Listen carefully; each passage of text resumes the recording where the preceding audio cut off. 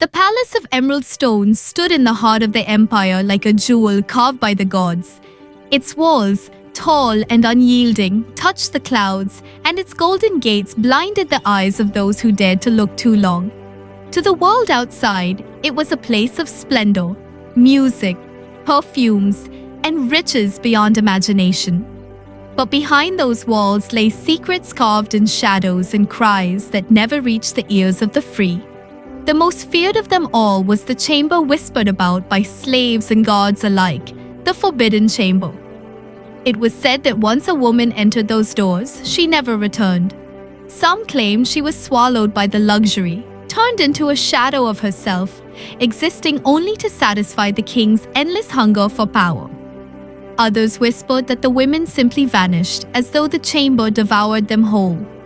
None dared to ask questions. In a kingdom built on silence, truth was the most dangerous enemy.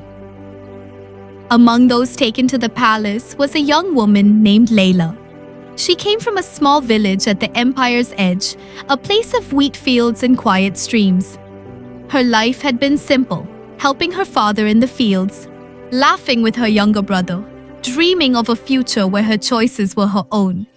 But those dreams shattered when soldiers stormed the village. Men were slain in the streets, children scattered, and women dragged like cattle. The flames of her home painted the night sky as Leila was forced into chains, her cries drowned by the clash of steel and the roar of horses.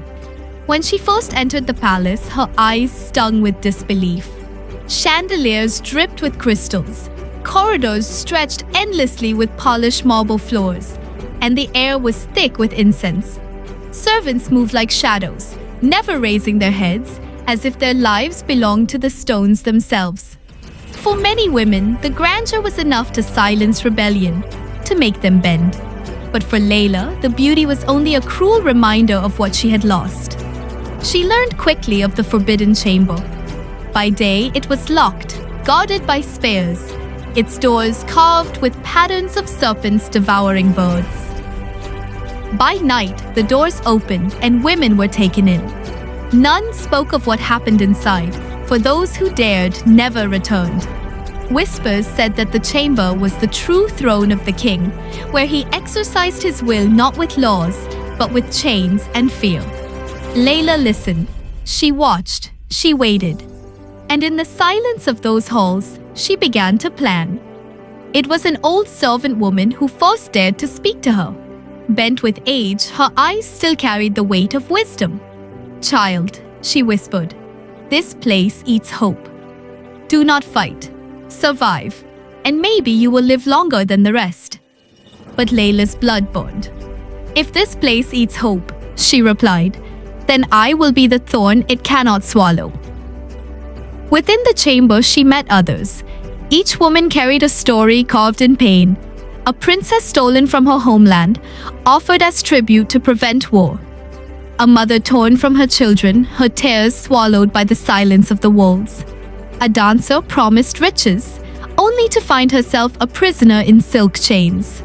Their voices, broken and trembling, reached Leila's ears like sparks falling into dry wood.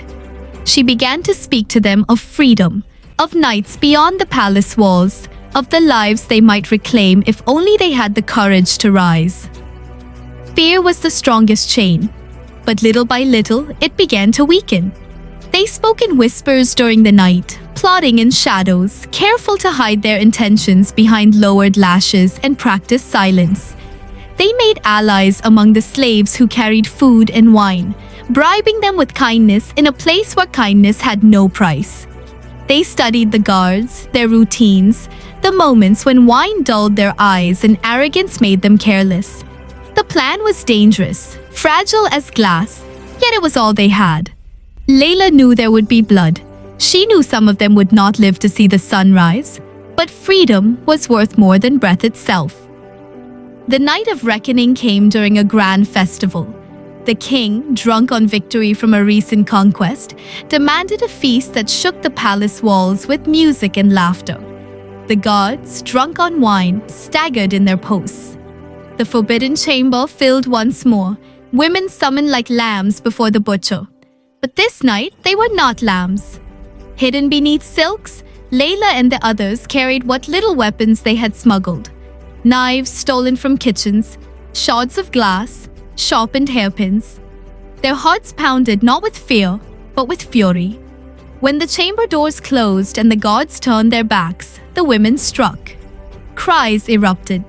Blood stained the marble floors as the guards fell one by one, unprepared for the fury of those they had thought broken.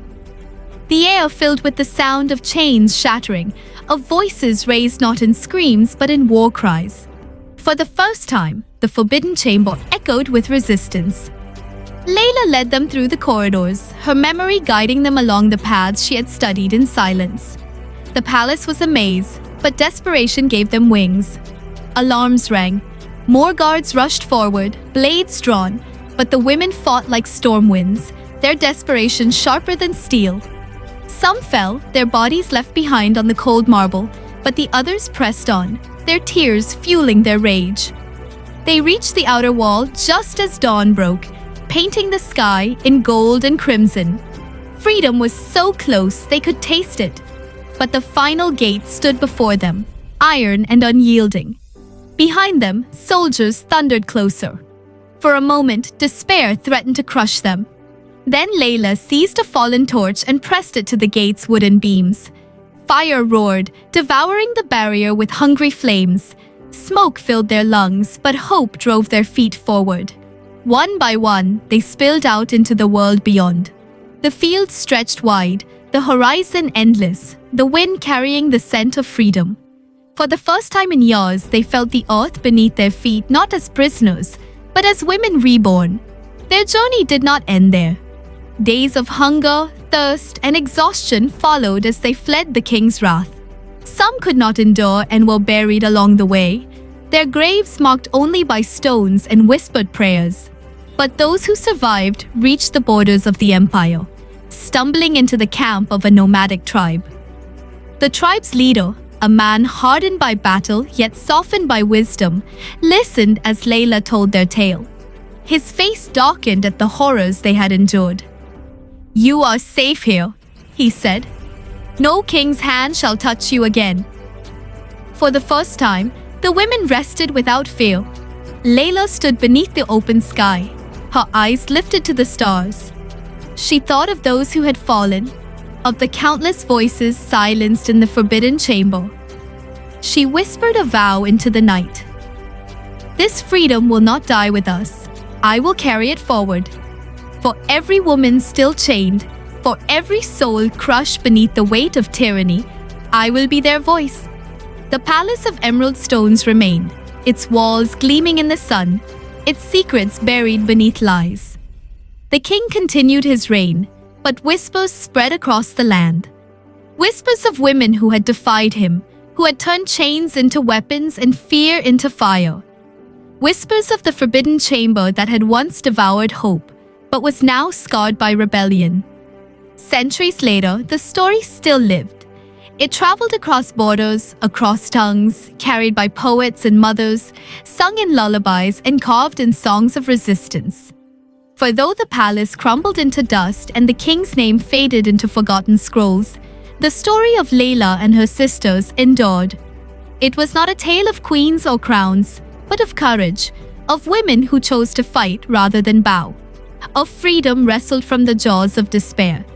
And so the legend of the Forbidden Chamber remained, not as a place of fear, but as a symbol, a reminder that no wall, no chain, no king could silence the will of those who dared to dream of freedom.